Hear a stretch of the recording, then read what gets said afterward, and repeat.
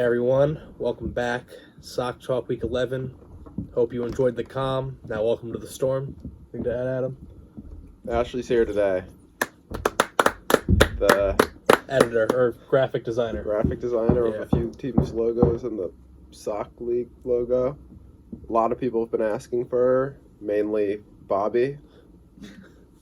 But yeah, let's just get into the news. All right. Jumping right into the news here, we're going to start with a thing that everyone in our league wants to hear about, and that was who got injured this week. So probably one of the most important injuries. Cooper Kupp had a high ankle sprain. They announced today he's going on IR. Going to need surgery. They said he could be back in 4 weeks. 4 to 6, I feel like is normal, but just with how the Rams look as a team. I just don't think they're going to. Yeah, they might just opt to keep him out and try to, bounce back next year, full health, instead of rush him back, possibly make it worse or anything. But, yeah, if the Rams not great, would be nice to probably have their first-round pick, or 2 of them. It wouldn't have been this year. Yeah. I think they're getting younger. That's fair. Dallas Goedert got injured last night. It was a shoulder injury. They haven't said the extent because I should say Monday night, but we're recording on Tuesday. So Leonard Fournette had a hip injury. We'll see how that does. I know Rachaad White was eating into his role a little bit. Yeah, I think they said that he should be back for next week. So it doesn't look like it's too serious. Maybe it'll just still kind of be limited, and Rachaad White might get half the carries or something. But I think they said Fournette's gonna play. All right.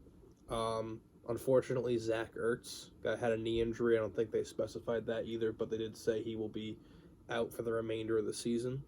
So that's kind of a tough loss for the Cardinals. Yeah, I think he's going to get a second opinion, but that often doesn't really change much, so it is likely, he's going to miss the rest of the season. Jerry Jeudy had an ankle injury.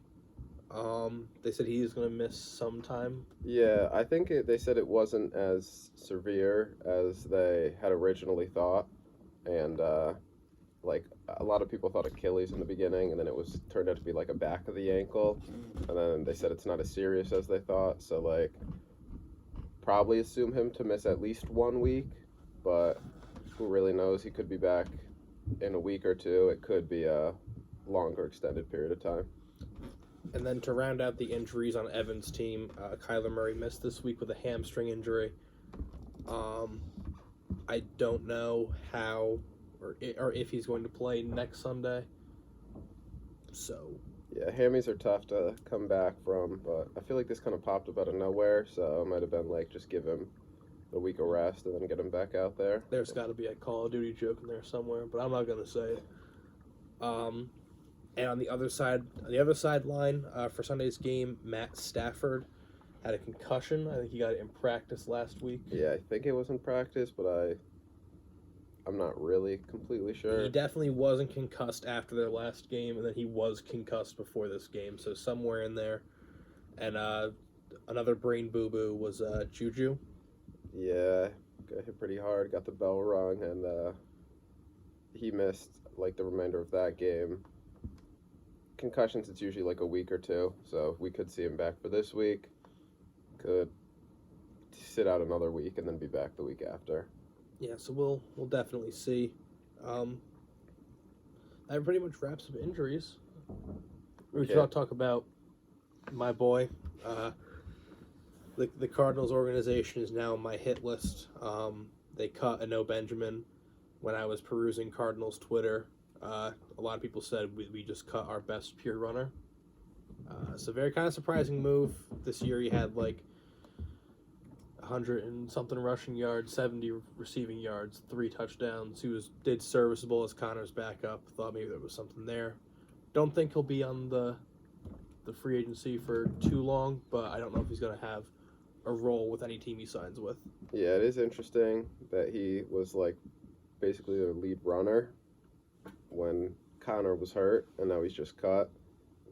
Who knows if something happened, if there's a a character thing that caused him to be cut, because, or if it was just like talent, I don't really know. He could find his way at another team, maybe could carve out a role, but definitely gonna have to wait and see on that.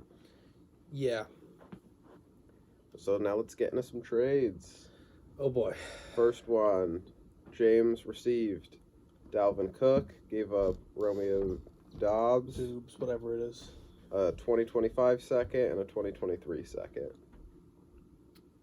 I really like the move for James here. I think it's a fair deal all around.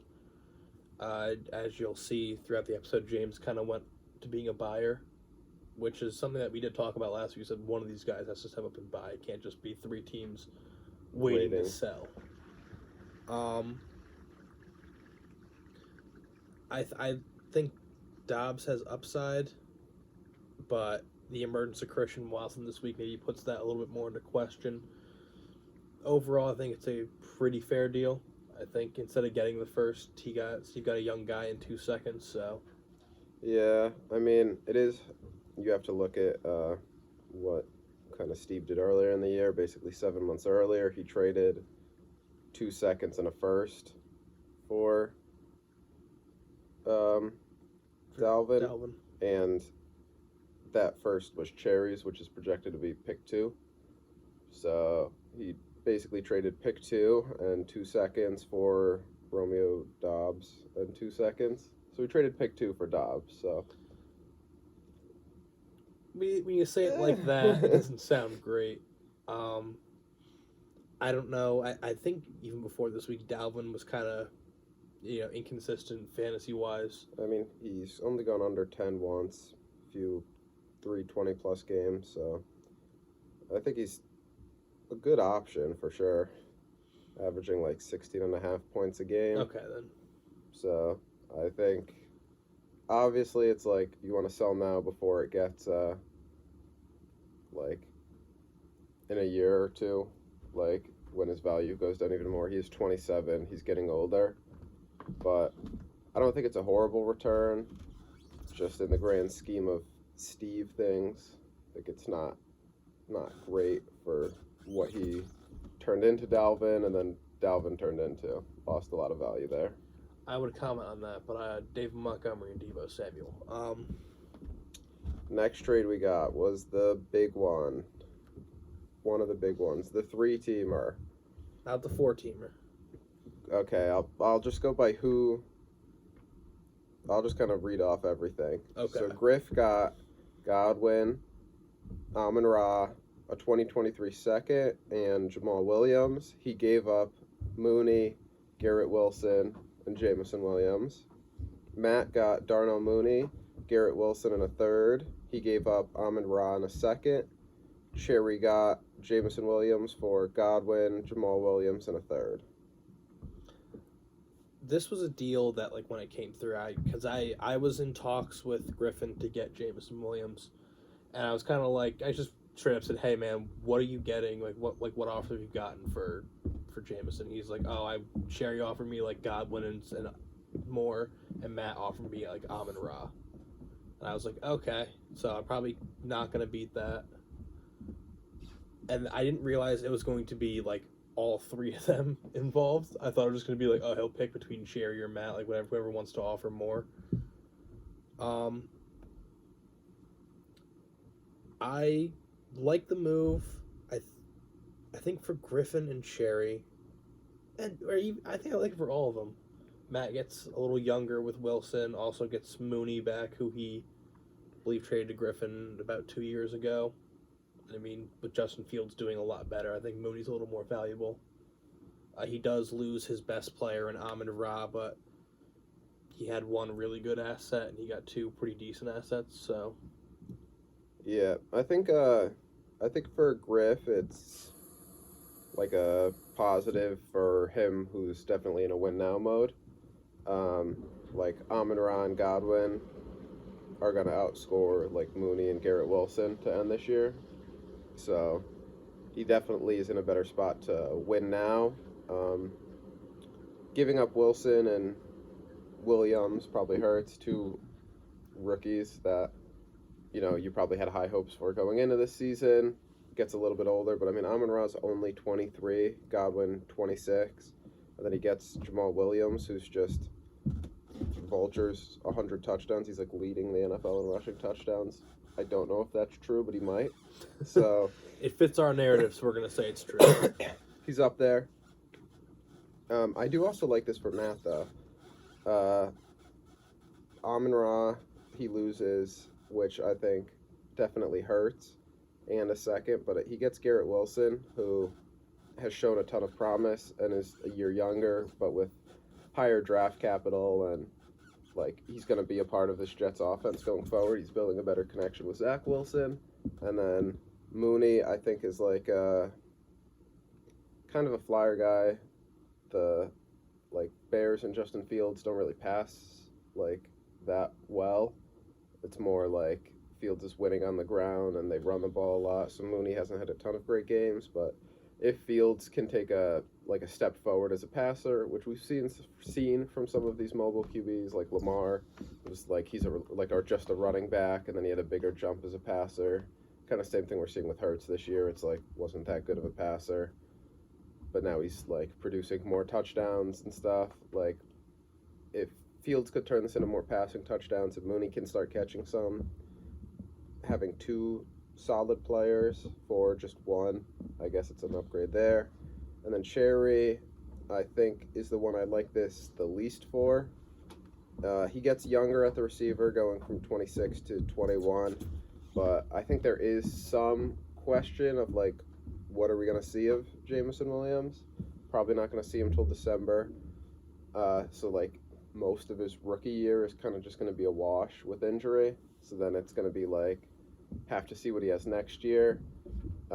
His main like way to win was with his like just crazy speed. So will the ACL do anything to that, kind of like limit him at all? Like will he lose half a step, but like that could be a difference? The way people get back from ACLs, probably not, but we haven't seen Jameson Williams do anything at the NFL level. We don't know if he's going to be good. Could be a superstar, could be horrible. Just having no like picture of what he's going to look like, I think makes it a little bit tough for Godwin, who's been a solid player. But he gets younger, and I guess you get higher upside, or I don't know. I think give up a lot there. I think with Jameson, yes, the ACL injury can be concerning, but I think he's young enough where it shouldn't affect him too much. Maybe this year he doesn't look as explosive, but then you give him a full off season to not only recover more but also train, something he couldn't really do. Yeah, Cherry basically just got a first-round pick.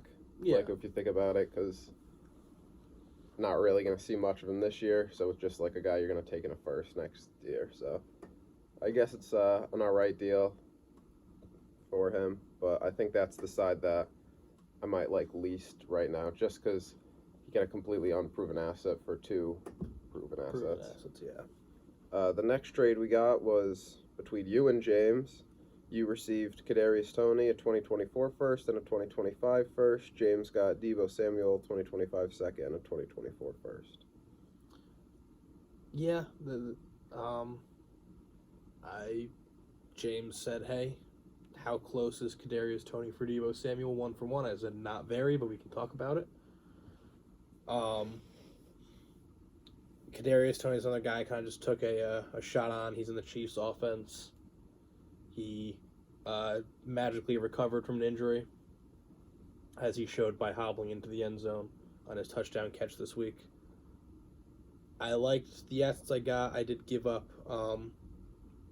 a first next year, but I think I got a better first in the deal, along with another 2025 first. So 2 firsts and Toney for Deebo. I like the return. It's obviously not Ken Walker and 2 firsts, but what are you going to do? Yeah, I think Deebo's at kind of that spot where it's like, what's really going to happen with like kind of CMC and Elijah Mitchell both being now like CMC being there, Elijah Mitchell being healthy. They kind of had all the rushing attempts, so Deebo had 4 last game, but it's not the same as like kind of last year, so he's not getting those points on the ground. So just as a receiver, but Ayuk's kind of taken a bigger role this year. Kittle's obviously still there. They're using some like younger guys like Jennings and whoever rookie or other random receiver they have. And obviously CMC's being used out of the backfield. His role kind of seems smaller than that like top 5 wide receiver finish he had last year. So it'll be interesting to see kind of how this turns out, if he carves out a bigger role and really like steps up or not. But I think it might have been a good time to sell him for you. And Kadarius Toney, I'm still not the biggest believer in. He had a touchdown, but Again, it's more taking the chance. yeah, it's got to see what he is in this Chiefs offense, and then 2 firsts for 1. I don't know. I think it's kind of the same thing, what you said and what we talked about with Steve. When you look at what you gave up for Debo to what you got in return for Debo a few months later, doesn't look great. But I think looking at this trade specifically in a vacuum, it's pretty even for both sides. The next deal we got was you received a 2025 second and another 2025 second for Michael Carter and a 2023 third. Yeah, I sold Michael Carter while I could. Obviously, he is 23, but when Breece Hall's back next year, I don't know if we're going to see much of Carter. Yeah, Carter's had some okay games this year. A lot of them have been with via him scoring like a touchdown or just being used heavily in the receiving game. He's had some duds too. I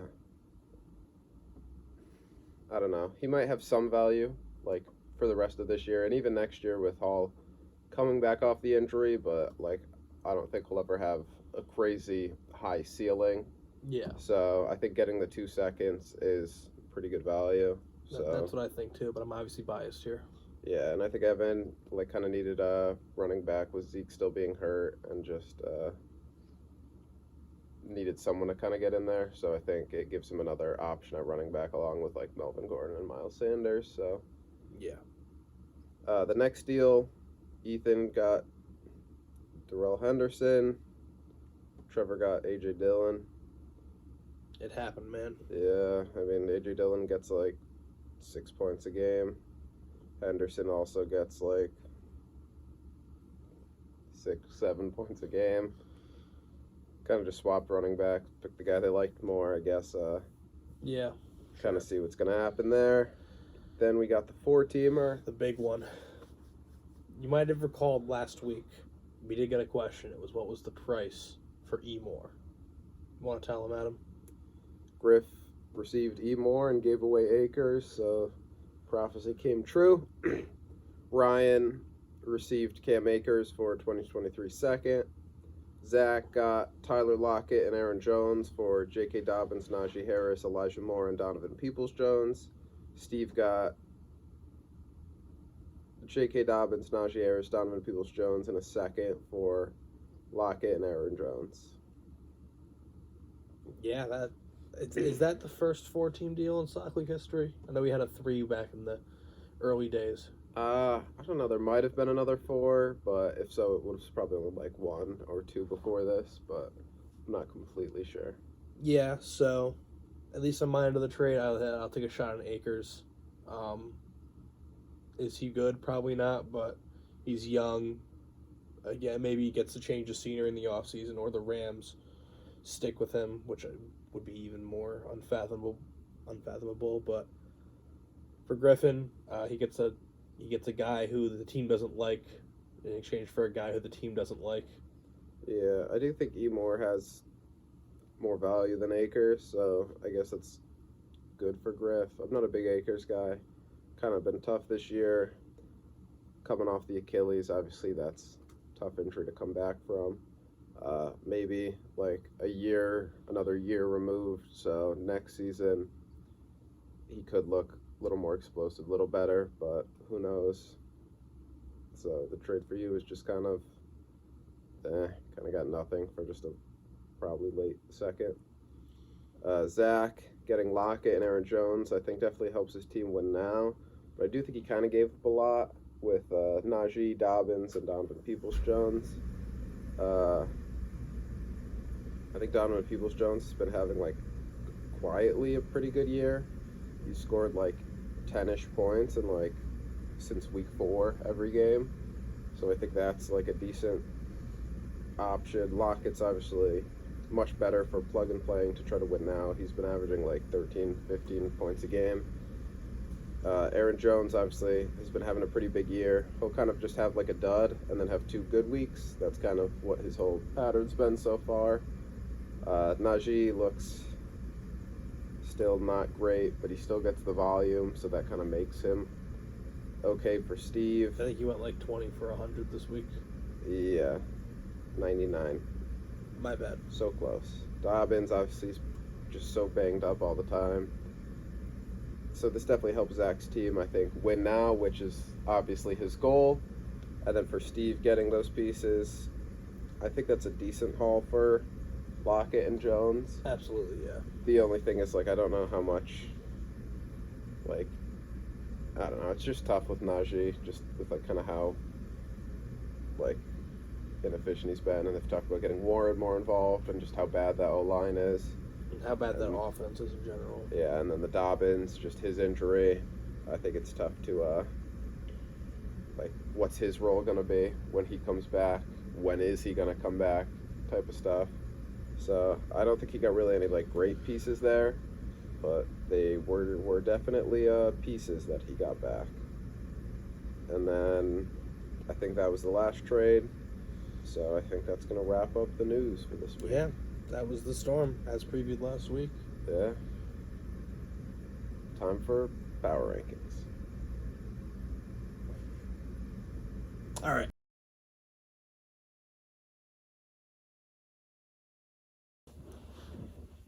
Welcome back to Power Rankings. Let's get into it. Coming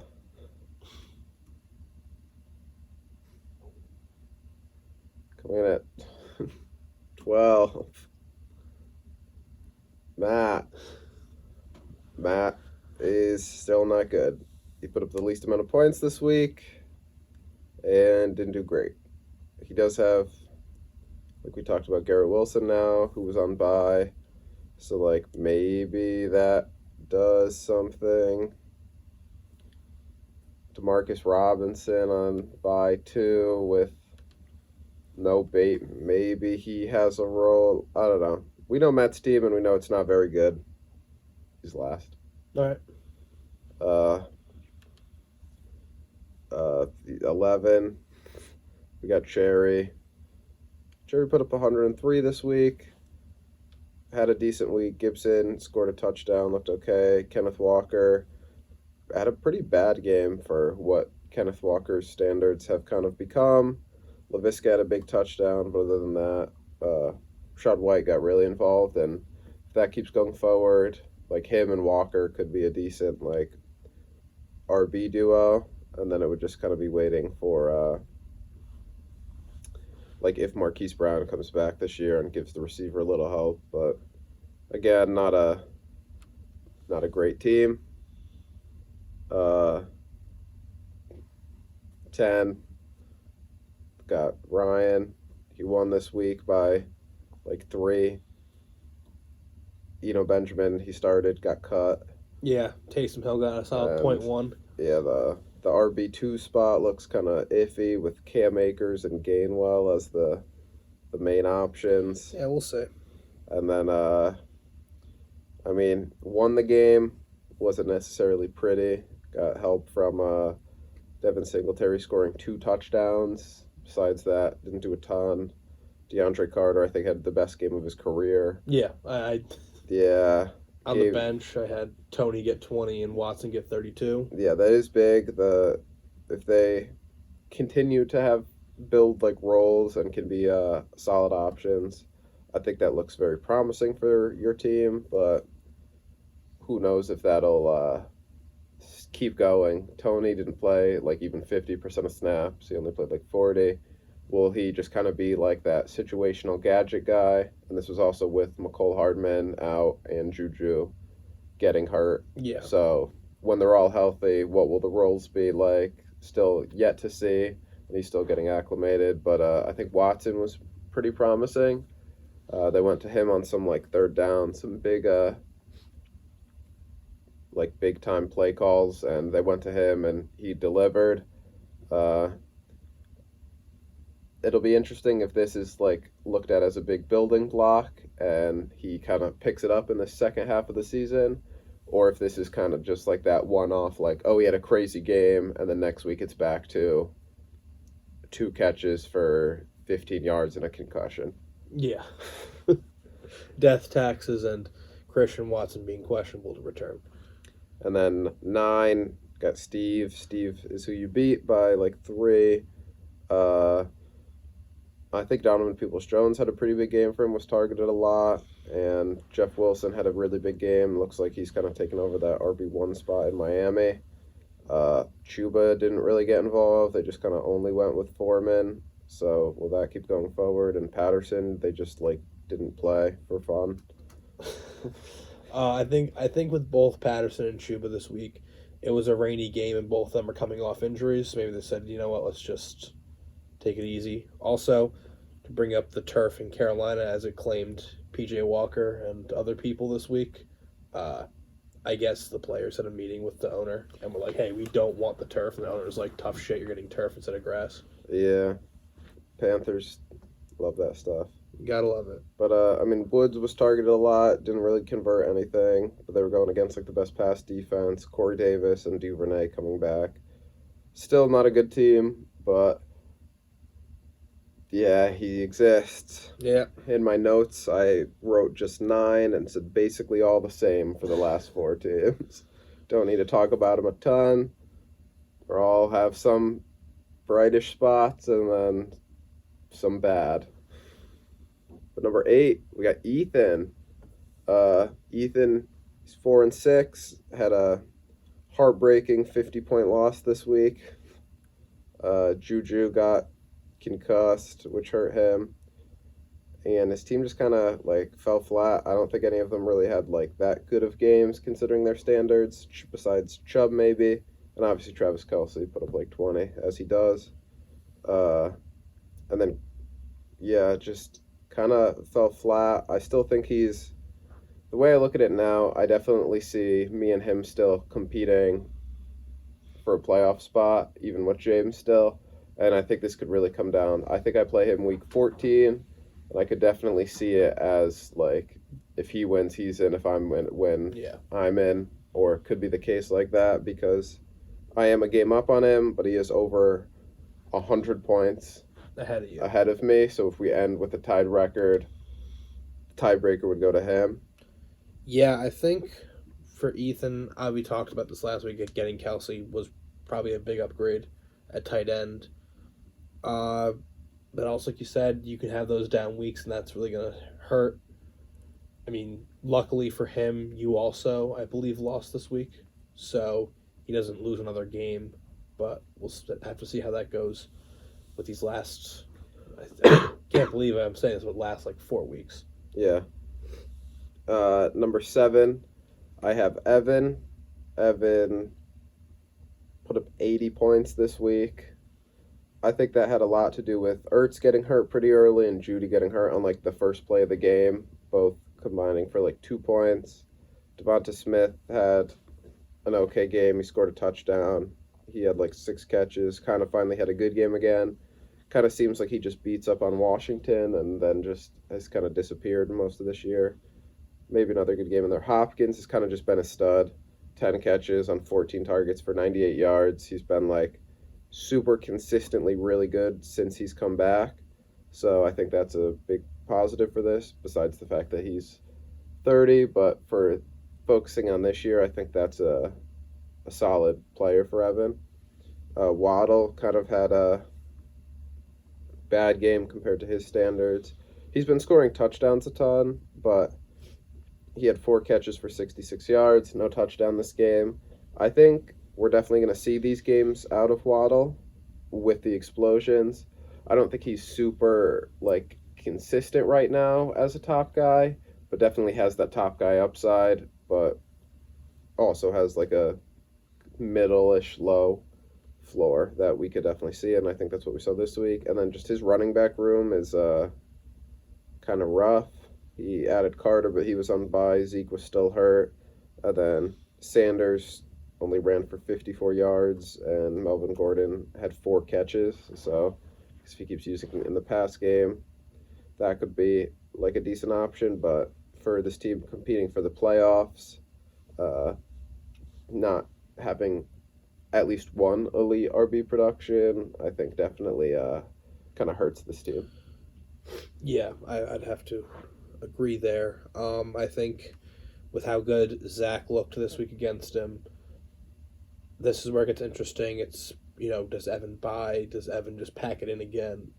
Personally, I think it should be, if you have the chance to get in, as we saw. I say this probably every week, but as we saw last year with Ethan, literally nobody had Ethan going to the championship and making it past the first round even, and he won the championship. I think Ethan is in a little bit of a tricky spot to buy. He only has 1 second, and then he has 2 firsts, but both of those firsts are Matt's firsts. Yeah. So it's also Evan, not Ethan. I thought I said Evan. You said Ethan. Oh, Evan.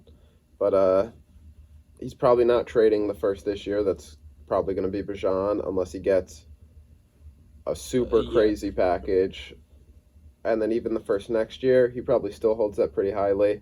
I think Matt will be a better team next year. He's got some young pieces and some picks. But I don't know if he's necessarily going to jump to the playoffs. So that'll probably be another possibly first, if not top 4 pick next year. So do you want to sell those for somebody, or I don't know? And he's kind of got beaten up these past few weeks. Ertz is out for the year, so now he basically needs to lean on like Gesicki and Jonnu Smith to be his tight end. Might want to try to go out buy a tight end. If Judy's missing time, Mike Williams is still out. Receivers are getting kind of banged up. I think this is just like it's a tough spot where he needs to add if he wants to get into the playoffs. Or will he sell off? But I don't know. I think it's a tough spot to be in. Yeah, I can agree with that. So far, I think I've agreed with you through the first 6. At 6, I have myself. Make that 7. Had a pretty poor week this week. Put up 100 points. Was kind of just led by Saquon. Houston's rush defense isn't great. Saquon got a ton of carries, turned it into 152 yards and a touchdown. And then, other than that, my team kind of did. Cortland Sutton had an okay game with Judy hurt. Got a few more targets there. Had like 6 catches on 11 targets for 66 yards. But my receivers, the other ones don't look great. Moore didn't have a big game in that like pretty bad weather. Yeah, it was a tropical storm. And then just I don't know. My team kind of just sucked this week. Not much more to say about it. I think this would have been a big week to win. I mean, you were playing Jasmine, so it was unlikely, but especially with Ethan losing, if you can get that second game up, gives you a little bit more leeway for the rest of the season. I'm not exactly panicking yet. Personally, if I was in your position, I would consider buying. I think that when you see Ethan and James getting better before the trade deadline, I think it's always a thing of like, these teams got better, made the playoffs. This team was good but didn't do anything and missed. So at least in my position, or if I was in your position, I would consider buying. But that's just me. Number 5, I have Zach. Zach had a dominant week this week, put up the most points, I believe. I think so. Yeah, he did. Devontae Adams had a huge game. CeeDee Lamb had a huge game. Newly acquired Aaron Jones had a pretty big game. CMC kind of split carries with Elijah Mitchell, which was a little bit surprising, but he still found the end zone and was still targeted 6 times for 4 catches for 39 yards. So I'm not too worried there, but I think instead of him being kind of like that volume king that we're used to and what we're kind of expecting, he might be more in like a 50-50 role, but I still think he'll be able to produce a lot. But yeah, Zach had a very good week. Cole Kmet scored 2 touchdowns on his bench, so maybe he gets in over Pitts. I'm pretty sure Cole Kmet has been averaging like 20 points a week the last 2 weeks. Yeah, I'm pretty sure he's like the tight end one if we look at like the past like 3 weeks, but Yeah. I don't know for sure. Who's Zach's tight? Oh, it's Pitts. Pitts kind of sucks still. Yeah. He's just baby George Kittle, and he's just a left tackle. Yeah, but not even as good blocker as Kittle, so I don't know. But Yeah, this is what Jones Drew I think we were kind of expecting to see all year. Better late than never, I guess. yeah, Definitely makes the race between him and Evan more interesting, especially splitting the series now. They're going to play again in a couple weeks. yeah, And what could be another situation, I think it's week 14, so it'd be winning it in. I think it might be 13. 13, all right, another one where Yeah, it's still a big game. still a big game. Right now they're tied in record, but Zach has like 120-point lead. So if it comes down to a tied record, looks like Zach's getting in, unless Evan has a few crazy weeks and Zach struggles here. But seems like Zach would have to, or Evan would have to get the better record to get that last playoff spot. Yeah, Number 4, I have James. this is our first disagreement. James had put up 152 points. Looked pretty good, and got a big win to go to 6-4 and sole place of 2 in the division. Yeah, I mean, James, like you said earlier, he got Debo, he got Dalvin.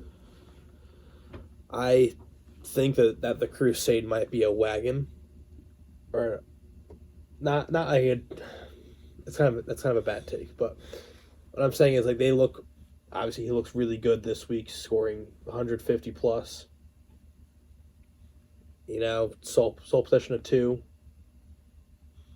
And he's coming into a Jasmine team that isn't going to be healthy and has buys. I don't know. I'm saying watch out for the Crusade. Yeah, I don't know. I think his team's solid, but I don't know if what he did this week's super sustainable. I think Dalvin Cook obviously definitely has the potential for 24-point weeks, and I believe that. And Pierce kind of did what Pierce does. Fournette did what Fournette does. Pickens put up 15 this week. I don't think that's necessarily going to be normal. Most of his points came rushing, and I don't know if he's going to just continue getting rushing touchdowns as mainly of receiver. If we look at just the receiving stats, he only puts up like 6 instead of 14, and I think that's kind of what we've been used to. So I don't know if Pickens is super solid. Christian Kirk went crazy, 9 catches, 105 yards, 2 touchdowns. He's definitely been good over the past few weeks, but I don't know if 31 is going to be, if we're going to see that a ton. I think it'll more be like those mid-teens. Yeah. And then Debo at 7. I think we could see that come up a little bit, but I don't know if I'm super confident in these receivers still, but I think he's definitely the running backs can kind of help carry this team, and I guess we're going to kind of have to see there. But then at number 3, I got Trevor. I had Trevor at 4. Yeah, he didn't have a great week this week, but I think he kind of knew he didn't have to playing Matt. That's fair. Started Walford at QB because Lamar was on a bye and Stafford was hurt. So I think we get Lamar back. That's an extra probably 15 points there, and now he's back in the 120s and looking a lot more solid. Henry had a pretty bad game, but they were going up against Denver, which I still think is like a top 3 defense, one of the worst you want to see when you're going up against them in fantasy. Taylor had a big bounce back game, but like, how often are we going to see A.J. Brown get, like, 1 catch? I don't think it's going to be too often. I think he's kind of shown to be a big focal point in this offense, and I think that'll ramp back up in the next few weeks. And then, obviously getting, like, T. Higgins off of a bye, Jacoby Myers if he goes to him off of a bye. I think if we just look at the team up and down, I think I still like his more than James, so that's why I have Trevor at 3. That's fair. I I mean, Trevor just has to be careful. He's playing a much better opponent this week in me, so he's gonna have to do a little bit more than 106.3. He needs to get at least 106.7. Yeah, you would have beat him this week. I would have. So That's all I'm saying. it could happen. Could happen in this upcoming week too. Who knows? Then if we go to 2, have Griff 8-2. Yeah. Huge win this week. Really impressive. Obviously, Justin Jefferson's ridiculous. Got Amon Ra, put up 22. Traded for Godwin, put up 19. Both reaping the rewards immediately, and I think that definitely showed. Jamal Williams, too, scored a touchdown like he always does and put up 11. I think the tight end obviously is a little iffy with Andrews has been hurt and on a bye last week. I think him coming back will definitely even help this team even more, and I think he has one of the more complete rosters if we look at it from like top to bottom. Top QB, has top receiver with other good options, a top tight end when Andrews is healthy, maybe doesn't have that top running back. I don't know if we could fit Kamara in there because besides the 42-point week, he's had some duds and then some good weeks, and I think that's the main issue, just not having that top RB, but I think the depth and the 1 through 9 in his lineup can definitely make up for lacking a stud RB. Yeah, I agree with that. Griffin is my rival, so I'm not going to call this team a wagon despite the fact that it is, because it just doesn't fit my narrative. But he's looking good. I think he almost has the Spit division secured. I think he's only 2 games up on Trevor. He does now, after this week, have the point lead on Trevor, so if they were to be finished with a tied record, it would be in Griff's possession, but it's only by 20 points right now, 19, so obviously that could change week to week going forward. It's not a crazy lead, but I think it'll be a close matchup between the two when it's all said and done. I think they both have some winnable games left, both have some games they could lose left, and I think they might have a game against each other. No, they don't, but I think it'll be a close. I think he's not clearly in the driver's seat, but I think Trevor could make a big game here, and then it could be kind of come all down to the last week. Yeah. And then number 1, we have Jasmus. Jasmus still undefeated. He's good. His team is good. But it is the question of him losing Cooper Kupp. Going to be out a few weeks. Kupp obviously isn't the only reason he's winning, but when you're putting up over 20 points a game, that's a huge blow that you're not going to be able to find immediate, like a replication of that. Yeah. No one's going to come in and beat Cooper Kupp. I saw a funny video, and it's like, so you just lost Cooper Kupp. Here's how you replace him. You don't. Yeah. Obviously, him having Allen Robinson, maybe he gets a little bit bigger role now, and that could work for him. Other big thing here is Clyde played 4 snaps and got 3 targets. As opposed to Foreman on his bench who had 130 rushing yards. Yeah, but I just mean going forward, he traded for Clyde as some depth RB, and he's basically not being used. So I think that's questionable going forward. He does have still Eckler, Jacobs, Connor, and Foreman now. So I think he does still have good receivers, but I mean, we're starting to see, we talked about it, what if injuries start to hit Jasmus, what if cracks start to form this perfect season that he's having, and I think that's what we're starting to see. Still think he's a great team. I don't think losing Kupp makes him a bad team, but it is it makes him look a little more vulnerable. Yeah, and still his tight end position still not really producing much on a weekly basis. This week they put up 1.8. I think that tight end Nothing. I think the tight end is still iffy. Obviously, Fields has just turned into an absolute dominant running quarterback. He's still not that good through the air, getting a few touchdowns, but he's been like the number one QB if we look at like the past like 4 weeks maybe. So we'll see what happens with him going forward. Yeah, Jasmus's team, it's good. I think this is the longest that we've spent on Jasmus's team in maybe a month. So Yeah, finally giving him the respect he deserves. yeah. So just Jasmus always texts me, and it's just like, dude, all you said was good. And I was like, what else do you want us to say? yeah, but Jasmus, your tight end still sucks. I'm gonna stand by that. Your QB got a lot better, but we'll see. He's had some kind of cakewalk defenses, like Detroit and like I think Atlanta and stuff. So we'll see. We'll see. I think he's got the Jets coming up, who's been pretty good, and the Packers, who have like a solid, okay-ish defense. So we'll see if when they face some better competition, will Fields still be good?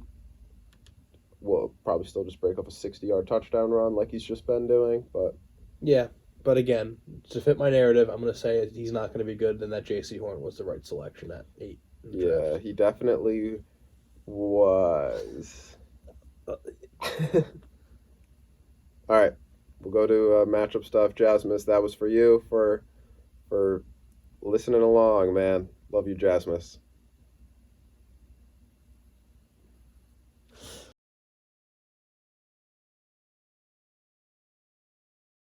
Welcome back, guys. Matchup previews. Thank you again to Ashley for the great graphics. We're joined by her for matchup previews, so she becomes a third guest along with Bobby and James.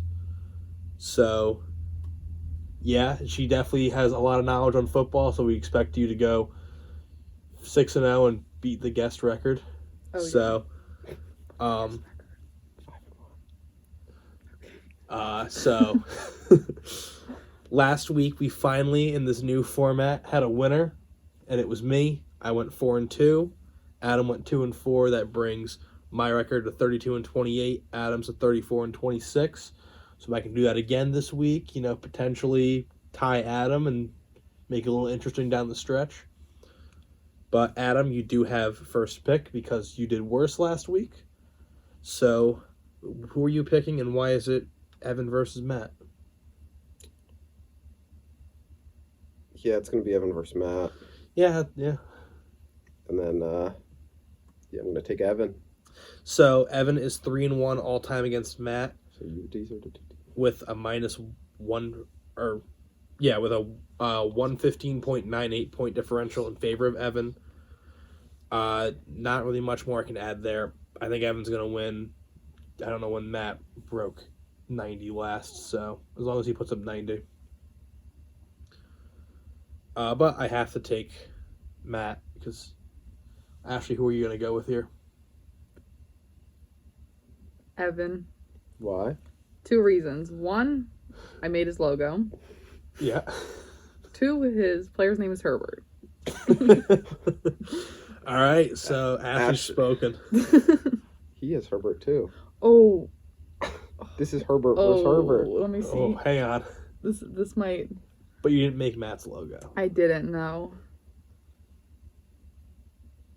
Yeah, I'm gonna stick with Evan. Okay. Ashley has a stuffed animal named Herbert Yep. that she really likes. So This was a great week to have her when we had the Herbert versus Herbert matchup. yeah, it's That made it tough. made Khalil Herbert and Justin Herbert are 2 of her top 5 favorite players. Ashley, do you want to list your other favorite players? Pierre Strong. The Beavers. Darian Beavers. DeBrickashaw. The brick. And then the Herberts. And the Herberts. The Herberts.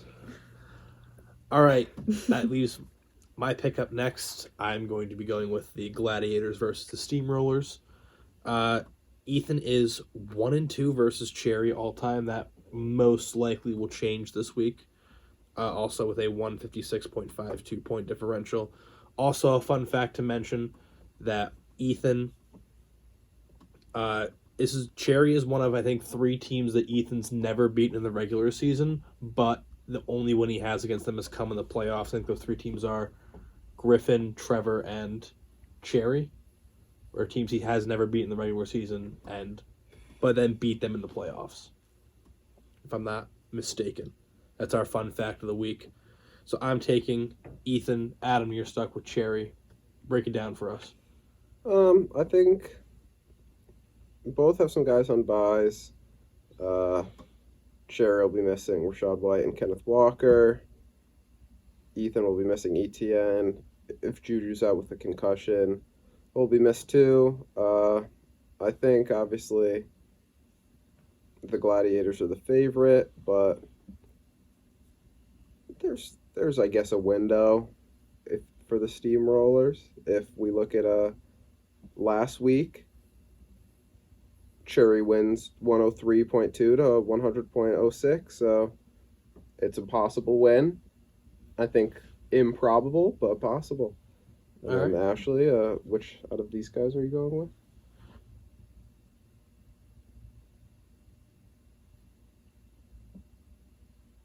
Great analysis going on right now. Cherry. Why? I know some people with the names on the team. Who? And Dalton. I know someone named Dalton. Okay. And Claypool is a cool name. And yeah. All right. So she's rocking with Cherry. Adam. I'm gonna go with Zach versus Steve, and I will be taking Zach.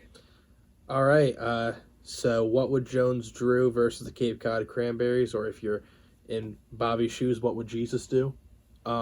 This is their first matchup all time, so we really don't have any stats that way. I do like a lot of people on Zach's team that have a lot of favorable matchups against not so great defenses. I obviously would have taken Zach if I picked this matchup, but I do have Steve, who, while we were recording the news, expressed his interest in trading Cordero Patterson, and I can't imagine that Thielen sticks around on this team for much longer. So there's an opportunity for Steve to win. That being said, Zach looked really good last week, and I don't know if he slows down. So, Ashley, who are you going to take? I'm going to have to stick with Steve. They also made his logo. Any other reason? No, that's the main one for this one. Okay. All right, so that means I'm picking the next one. This is... I'm going to take the War Eagles versus wide receiver U, which is my matchup. And I'm going to hedge my bet, and I'm going to go with wide receiver U. I really don't have an RB2 this week. I'm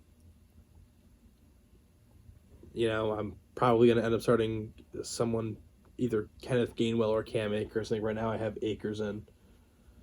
The bright spots, Rondale Moore has looked really good since he's come back from injury. Like, he's outperformed Hopkins 2 weeks in a row. And all time, I'm actually 3-1 versus Trevor, so maybe there's a little bit of maybe I'm just a pain in Trevor's side. There is a 30.2 point differential in favor of Trevor.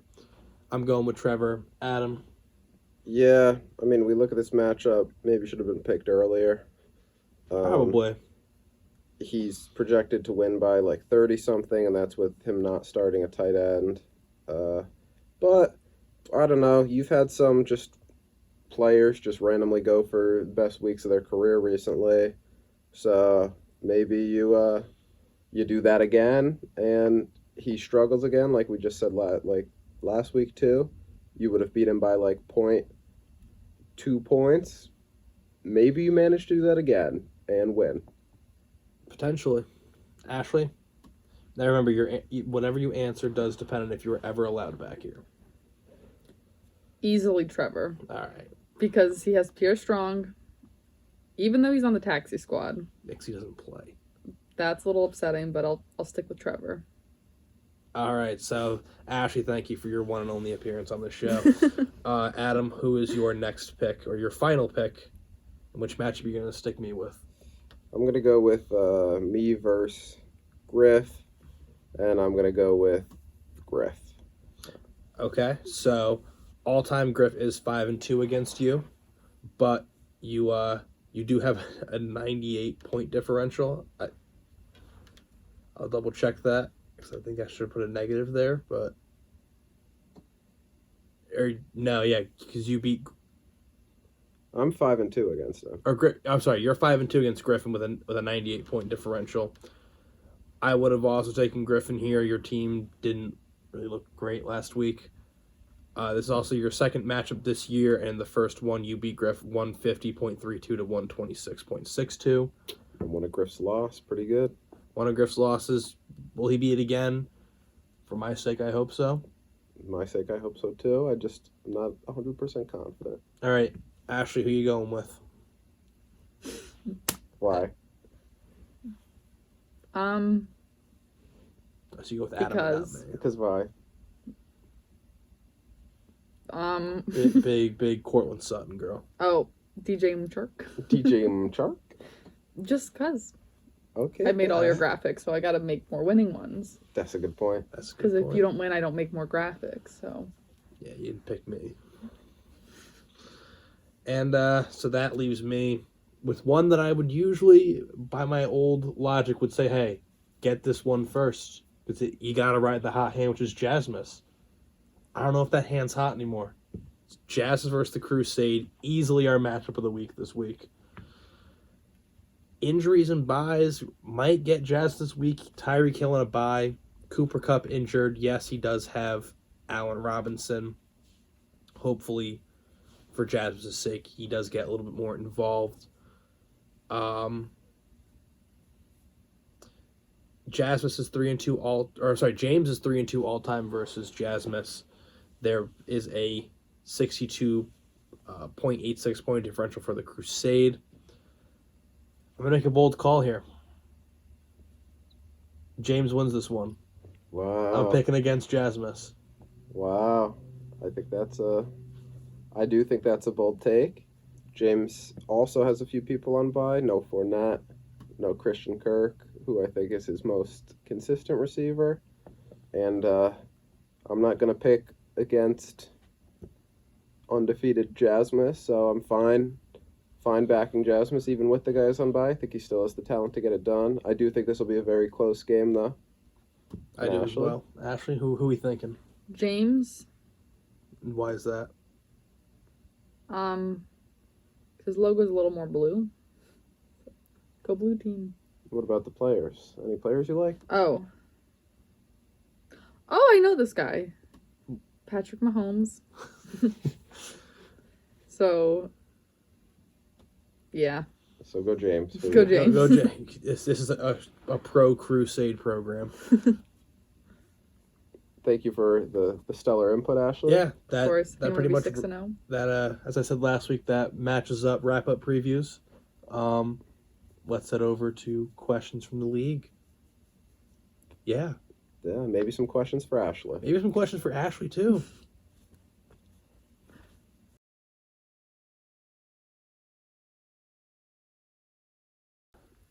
Something different than and we're back, but we're here with Ashley again for questions around the league. Ashley, do you have any questions for us? All right, let's hear them. Why are there 2 orange things on one side and only 1 on the other? Okay, now, I know what you're talking about because we explained it before we started. But for the people watching at home, Adam, what does she mean by orange things? She means the first down markers. Why is the first down markers only on one sideline and then not the other sideline? And it switches throughout the game. Sometimes it's on this side, sometimes it's on this side. I think it's supposed to go with the side that has the ball so you can see how close they are and give them a more accurate reading because they're also attached to chains that are exactly 10 yards long so that they can accurately say, hey, this is a first down, this is the line of scrimmage, stuff like that. So I think it is so it goes to the sideline of who's offense or who's on offense so they can see how much more distance they have. But I think they will also put one I get it. They have another one on the opposite side for the first down for the defense team so they can see where the first down would be. What are some things you learned about football? Nothing? No. Darien Beavers. Oh, that you can only get the ball from the ground if you drop it, when after you catch it. And what's that called? A fumble. Yeah. Yes. Good job. Anything else? You can't tackle the guy after he threw it unless you are already flying or in the air towards him. Close enough. You get one step buffer before roughing the passer. Mm-hmm.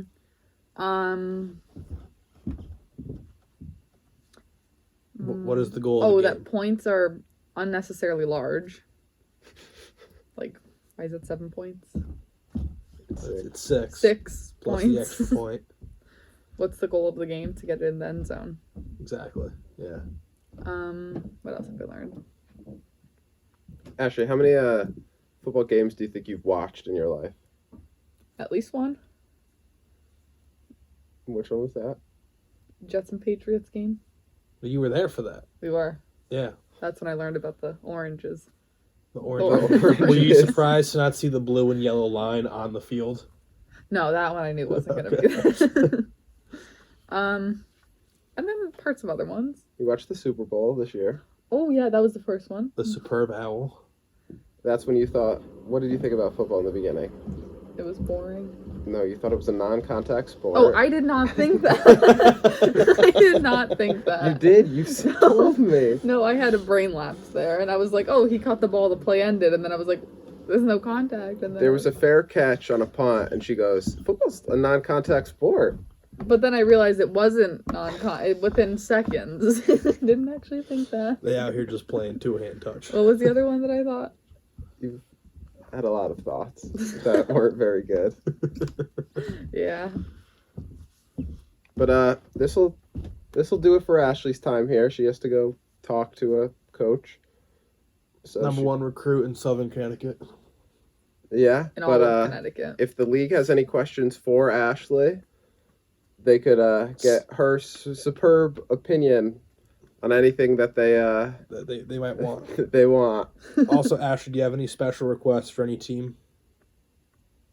For Trevor to play Pierre. Okay. So, Trevor, make sure you play Pierre against me this week. It doesn't have to be this week. No, this week. Every week. No. That works too. Yeah. All right. Is that it? All right. Thank you Good for job. joining us, Ashley. Yep. Thank Bye, you again guys. for the graphics. Yeah, of course. We'll see you later. She got lost. Uh, The stick. the stick. I'll take it. Thanks for the stick. You're welcome. Why don't I get the stick?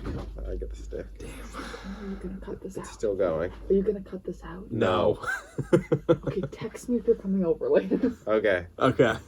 I'll let you know too. Oh, thanks, Ryan. No problem.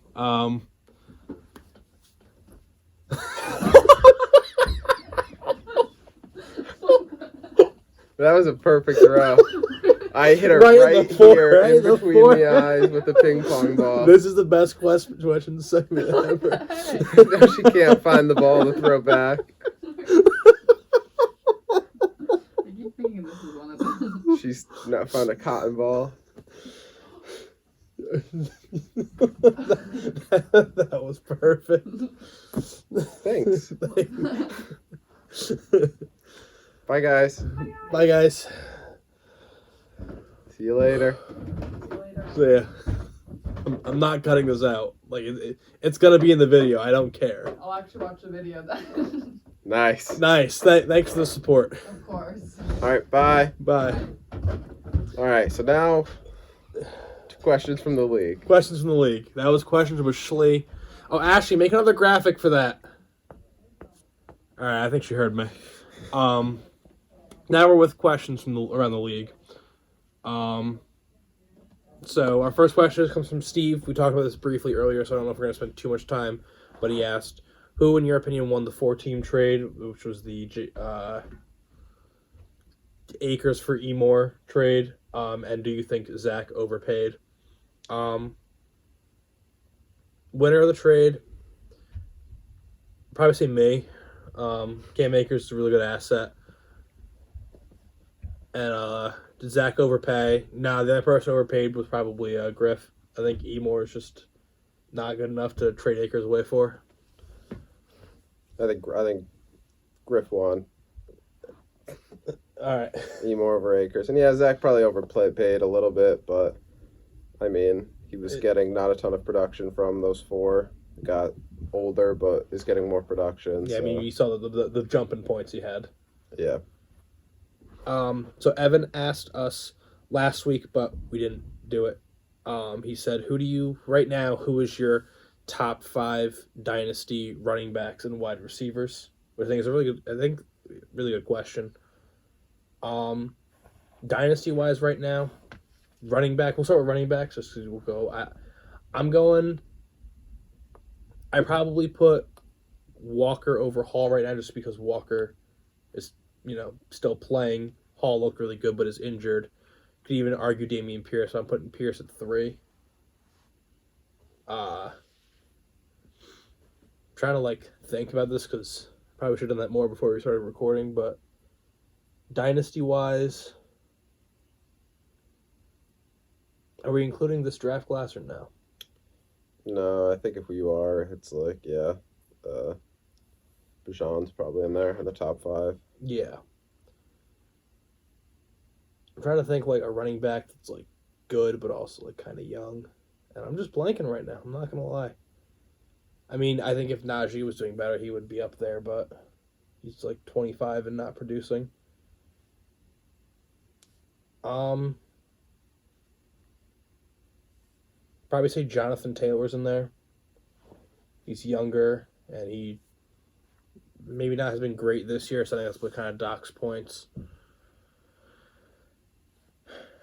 And then just for the memes, let's go Devin Singletary. I don't know. My top 5 probably got Taylor, still top 1 maybe. Saquon 2 probably. I think there's still a case for CMC. I don't know if I'm doing that. I think Walker's maybe 5, knocking on the door. I think ETN definitely has a case to be. I don't know in that why I top just blank on 5. so many of these guys when you ask them. I'm just sitting there So I think those would be my top 5. I like Hall a lot, but the injury, just missing this year and then maybe coming back slow next year is tough. And I don't know. I like Pierce, but I think Pierce, what happens when their offense kind of gets good. He doesn't have the draft capital. I think he's a good option and he's young, but I'm not going to put him in my top 5. So I'd say my top 5 are Taylor, Saquon, ETN, CMC, and Walker. Yeah, Walker. All right. And then for wide receivers, I'll let you go first for this one. Top 5, I mean, I'd have Jefferson 1, Chase 2, probably, I don't know. Receivers are tough because it's the battle of age versus the elite producers right now. But I don't know. Just going quick, just say Jefferson, Chase, Diggs, CD. I don't know. I think maybe AJ Brown. He's got a case. I think Waddle probably has a case. I think Tyreek Hill definitely still has a case. I might have actually put him in there over some of them. I would say right now mine Jefferson, Chase. I'd say Tyreek Hill. I think I would go with Diggs and then Cooper Kupp. Yeah, I don't know. I think there's something about AJ Brown and CD. They've both been producing they're really good definitely this up year and there. a little bit younger. So same thing with Waddle. I think those 3 are the 3 younger ones. Where if I'm doing a startup draft, maybe I'm taking Waddle over Kupp. Diggs or Kupp. Just because Kupp's, I mean, now that he's hurt too, it's he's not going to be back till maybe late this year, missing time this year, and then he'll be 30 next year. So it's still good, but if you're going to have Kupp at a top 5 at 30, why wouldn't Hopkins be a top 5 right now at 30? So I think it's I don't know. I think there's a case, but they might be just that tier under, but it's tough. I don't know. All right, I think that was a great question from Evan. We have one from Cherry. and he asked us, do you think there's any young guys, and when he says young guys, he says 3 years in the league or less, that are destined to break out, and what guys do you think are going to fall off a cliff? And I think for the younger guys with the destined to break out, he also specified it's like people where they haven't produced right now, you think are poised for that. So do you have anyone that comes to mind there? That haven't really done much. I mean, I think this is kind of tough to say for, like, what do we call hasn't done anything? Like, I think basically, like, London is a guy that we could see break out. It's like he's had some okay games, but I was thinking London or Watson. I don't think I trust Watson as much. But I could see London. I mean, Tennessee's passing offense has been pretty bad, but, like, Burks hasn't really done much, but I liked Burks, so I could see him, like, maybe not breaking out to, like, a top 10 player in the league, like top 10 receiver, but like a wide receiver 2 or something, being like a consistent starter. Like Olave, we've kind of already, and Wilson, we've already seen kind of like breakout. I think it's easy to go with a lot of these younger guys and kind of see, but I don't know. Random guys, maybe I don't know. It's a tough question. It's like any rookie. Maybe like Paris Campbell's gotten some targets recently. Maybe he could take a big jump after kind of doing nothing for a few years. A lot of guys, I think, in just like kind of bad situations, we could see take a big jump. Maybe Donovan Peoples-Jones with Watson back, like a better deep ball thrower, could kind of be like a Will Fuller type on that team. Get some targets. And then just never be heard from again. Yeah, maybe he won't die though. RB wise, like obviously, Rachaad White is a guy kind of stepping into a larger role, getting more carries. I think that's not a bad option. Obviously, I'd love if like Jaylen Warren did, but I don't know if that's too likely. But You never know. I think just a lot of like rookies. I think a lot of times it takes them to kind of like, especially for receivers, it takes them to kind of like the second half of their rookie season to like really get acclimated and kind of find out like their big role, and you could see a big jump then. So with these last few games, I think a lot of rookie receivers are decent options to watch. Yeah. And then falling off a cliff, I mean, that's like, I mean, Zeke's kind of on his way to falling off a cliff. It's a lot of it like who's going to get replaced with a lot of these running backs, like Zeke, Montgomery, Singletary most likely. Yeah, they could just like lose their job. I think Fournette, it's almost like he's 27, and then it's like roles starting to get a little bit smaller, kind of dealing with some injuries stuff. Like, will Rachaad White take over? Then will they target a different running back next year and just kind of like move off of him? And then receiver wise, I mean, we're kind of seeing it with Keenan Allen. Like, he was looked at as still like a top 12 receiver, like in redraft coming into this year. Now he's just kind of been hurt, and then it's like, are we really going to trust him to come back and still be super dominant? Something I'd be a little bit worried about there, but I don't know. I don't think there's anyone showing like crazy signs. So I guess if I had to pick one for each position, I'd say Zeke and Keenan. All right. Yeah, for the fall off, I think it's harder. Like we said, there's some running backs that are probably going to be replaced this year. Any that like going to destined to fall off a cliff. I think every year I kind of think like, well, when's the year that Kelsey kind of just doesn't produce and that's just not happening? Yeah. I feel like it's going to be like 2 more years of just Kelsey being dominant, and there's just be a year where like he either gets hurt or just like doesn't get thrown to. It does feel like whenever Kelsey like gets hurt might be the year that he just kind of dies. But like He doesn't get hurt. he hasn't been getting hurt, but like yeah, for 3 years now it's like Kelsey's getting up there. What's he now? 32, 33. maybe next year's the year Kelsey steps back, but like it's tough to just bet against. So everyone was like, oh, well, with like Tyreek Hill getting a more like prominent role in the offense, maybe get Clyde more, maybe Kelsey. There's a lot of mouths to feed. It's like, oh no, Clyde doesn't play anymore, and Tyreek's gone. Yeah, it's tough to bet against what he's doing. Maybe like this is a player I feel like, but also not Tyler Lockett. Maybe.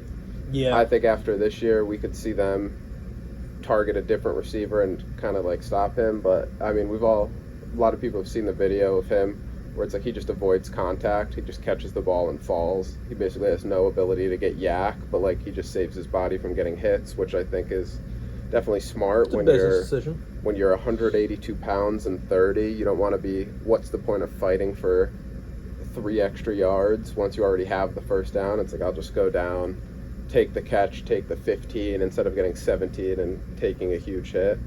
But I mean, he's getting up there in age. I think that's definitely an option too. Yeah. Also, it seems like DeAndre Swift is like almost in the doghouse in Detroit right now. Yeah, He said he wasn't happy with his usage, and then the RB coach got like really angry in a press conference. Like, you tell him like do something with the carries you get, and you'll get more, something like that. yeah. I think Staley likes him, the RB coach, but I think Dan Campbell doesn't. Dan Campbell seems to be kind of just like, hey, just run forward. Just like slam yourself into the line and get a few yards, and that's kind of what Jamal Williams does really well. So I think that's why he's been going to Jamal Williams, being like kind of from a tight end background where you're blocking a lot. It's like doesn't want someone to dance or make plays. Plus he's been hurt, so I feel like they're kind of trying to limit him. But yeah, his usage definitely hasn't been what a lot of people thought for his talent. But I Yeah. don't know if he goes to a new team or if they get a new coach, which definitely feel like they might. I feel like that usage could change, but that's yeah. Yeah. All right. So Griffin asked us the first question: recreate the faces that we made when the trades went through. So we'll start with the Dalvin Cook trade.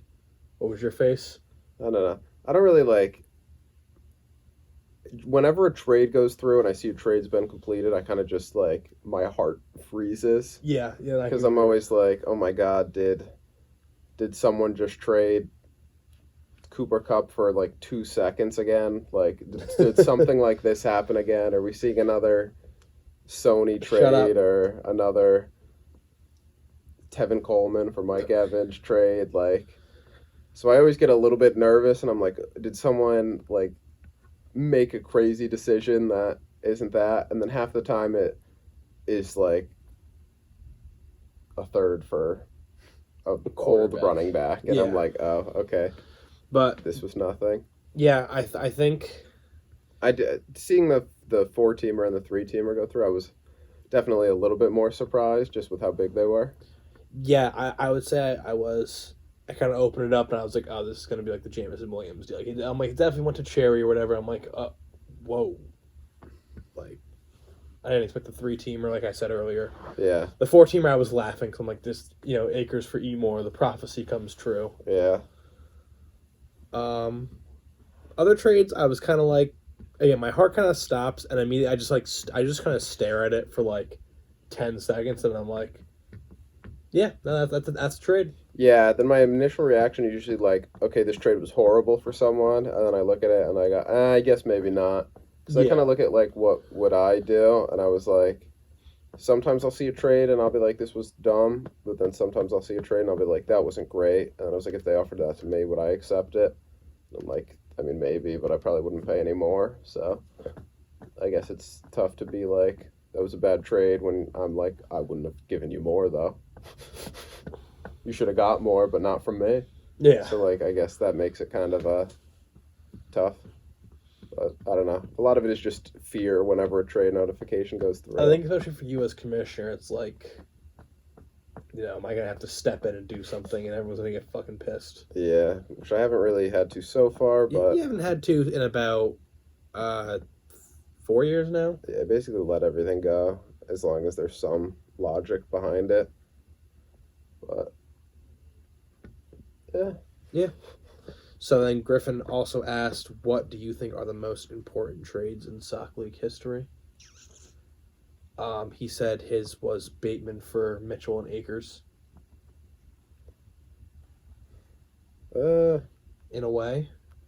I don't know. I feel like that's a big trade, but I'm not a huge Bateman guy right now. He's been hurt, and he hasn't even proved a ton when he's been healthy. It's like, yeah, I'd take him over E. Mitchell and Akers, but, like, I don't know. Mitchell seems to still have a role, I guess. So, like, yeah, I'd take the Bateman side, but I don't think that's, like, a crazy one. I don't know. I think Ethan getting Chubb, obviously a big one, because it helped him win a championship. Yeah, So that's pretty big. I would say one of the, for at least for Soccer League storylines. I mean, the first trade that started the rivalry between me and Griffin, literally just swapping first. I think I went down to like 8, and he went up to 4 in the startup. Yeah. Ended up being David Johnson for him and DeAndre Hopkins for me. I don't, I say that as like, starting the rivalry, the first rivalry. So I'll say whatever the trade was for Evan to get Matt's first. yeah, no, I don't know how that happened. I don't know. Like, the thing is, I don't even remember what it was for. Like, I don't know what Matt gave up. I can't remember. Oh, was off the was top of that my the head. trade like years ago? That was like, it was like Mike Evans and a first for like Tevin Coleman and something. No, No. it was way more recent. Because I remember he had it like. I think it was within like the last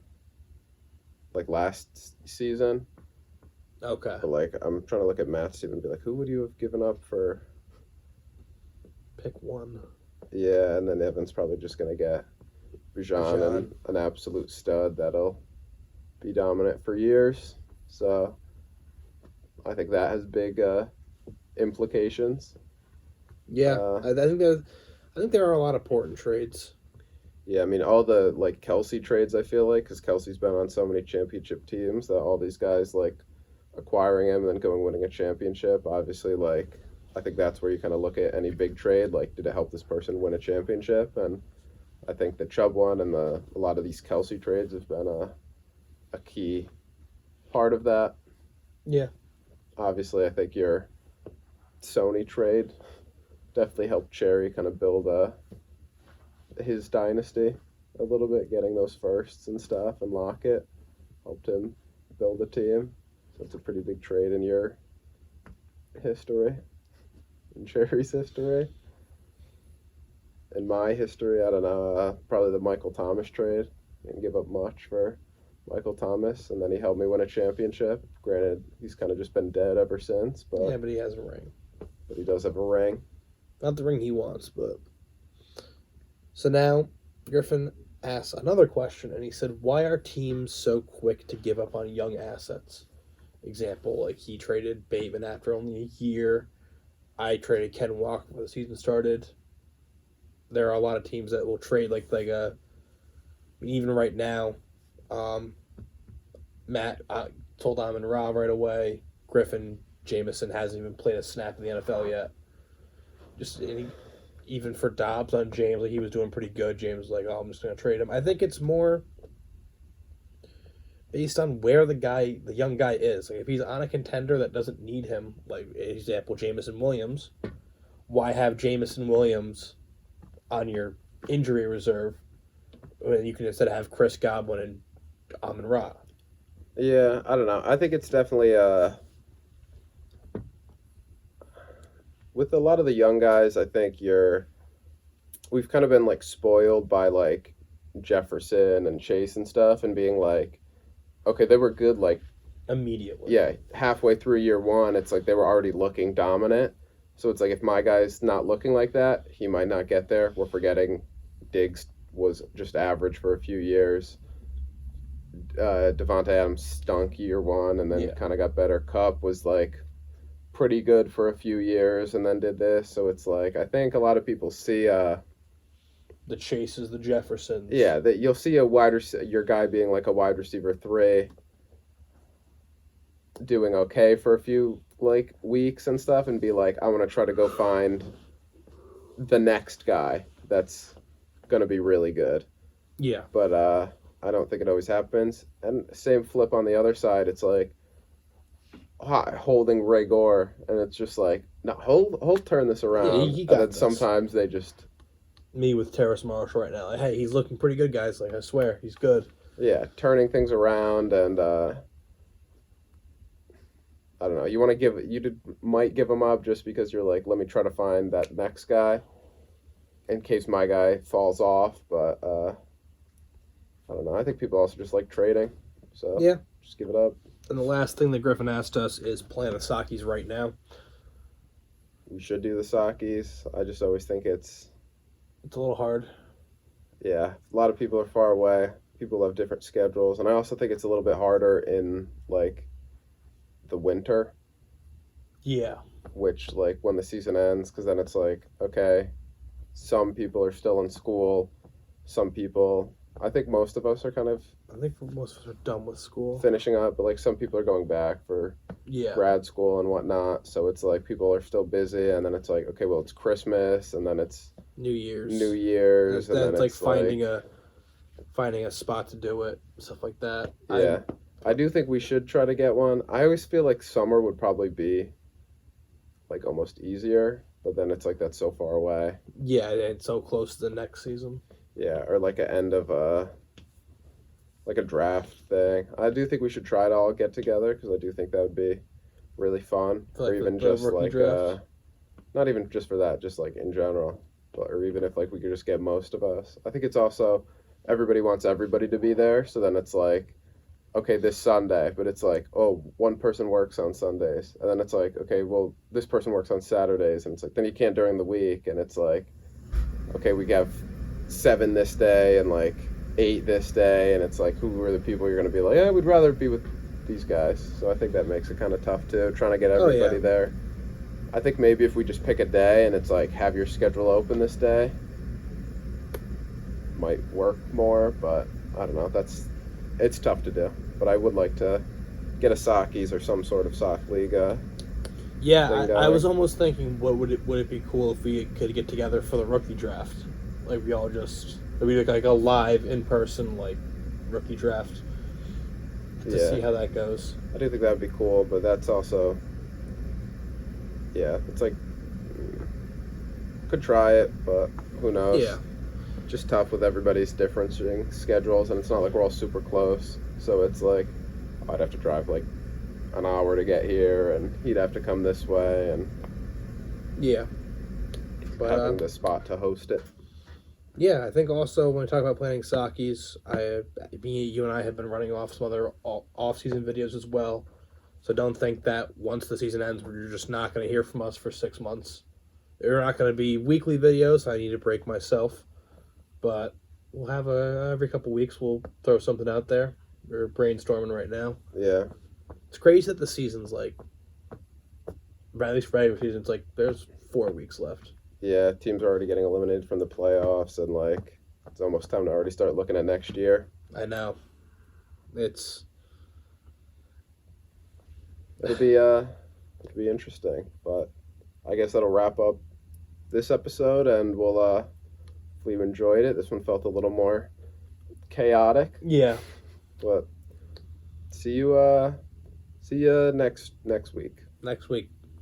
Hopefully there's no previews of like 30 other trades that happened with the Inception music behind it, but Trades will probably happen. trades Can't will wait to talk about them. trade was just completed right now. All right, see ya.